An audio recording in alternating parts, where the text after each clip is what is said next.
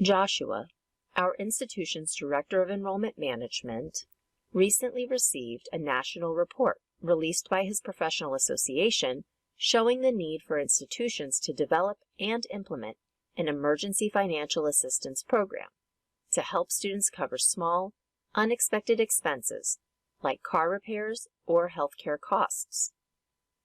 Before he considers creating a program, he wants to better understand the financial needs among his students.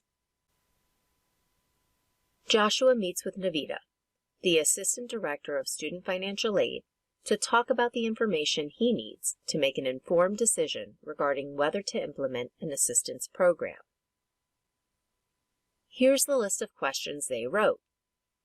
What percentage of students have unmet financial need? Of students with unmet financial need, what is the average unmet financial need? Where do they live? What is their dependency status?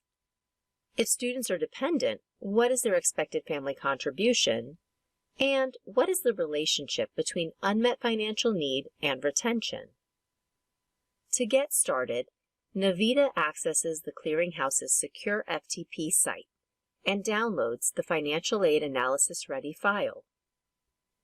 She sees that the first 7 metrics provide information about the student and institution, like student ID, cohort, the student's name, age, and date of birth. The next 4 metrics provide information about the student's dependency and housing status, the cost of attendance, and the student's expected family contribution, or EFC for short. The next set of metrics give information on grant awards from the institution, state, and federal government.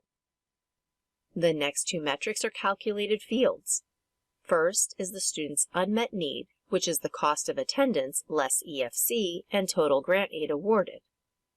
The second calculated field is net price, which is the cost of attendance less total grant aid awarded. The last field is applied aid. A record marked with a Y, or yes, means that the institution received an Institutional Student Information Record, or ISIR for short, from the Central Processing System from the FAFSA data. N, or no, means the institution did not receive a record.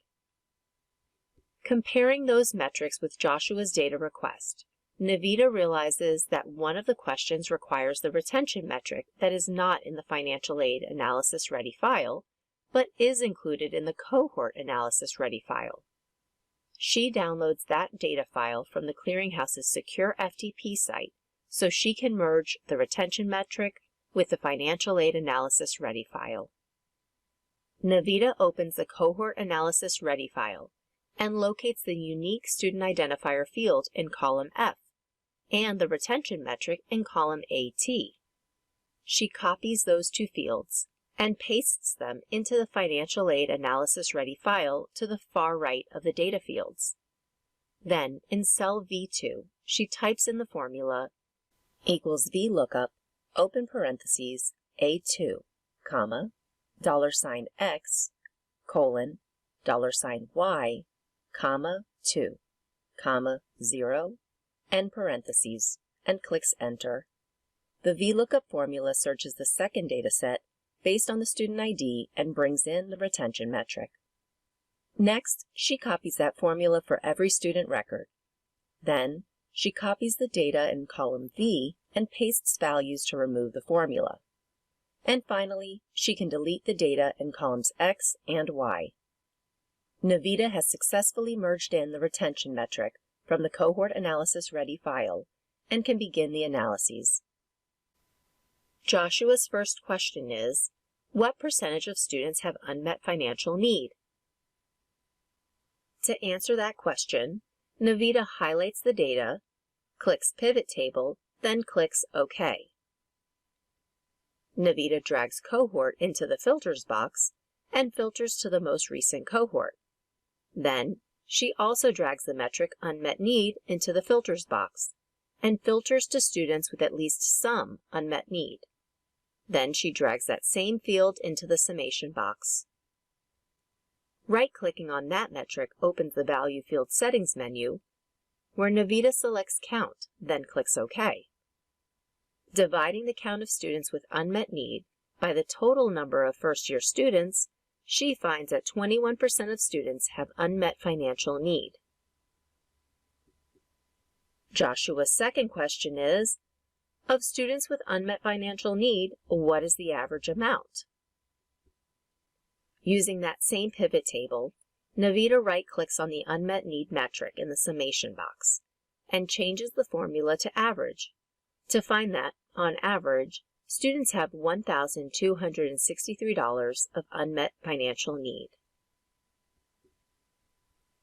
Joshua's next question is, of students with unmet financial need, where do they live? Here, Navita drags housing status into the summation values box. She also drags that same metric into the rows box to disaggregate the values. She learns that 57% live off campus, 23% live on campus, and 21% of students have an unknown housing status. Joshua's next question is, among dependent students with unmet financial need, what is their expected family contribution? To answer this question, Navita filters the metric unmet need to include those with some unmet need. Then, she filters dependency status to include only dependent students. Then, she calculates the average of the EFC metric to find the average expected family contribution of $4,219. Joshua's final question is, among students with unmet financial need, is there a relationship between unmet financial need and retention? Navita analyzes the metric called unmet need with the field from the cohort level analysis ready file called retention to learn that 32% of students with more than $500 of unmet need did not return for their second year of college. A week later, Navita meets with Joshua to share the results. Based on this information, Joshua decides to develop and implement an emergency financial assistance program designed to help any student with short-term financial need. In summary, the Financial Aid Analysis Ready file can be used to better understand the types of financial aid and need among students. These data can be merged with other analysis-ready files or institutional data to construct a powerful student success research data set. Analysis of these data can help identify patterns among students with unmet need to construct better support systems.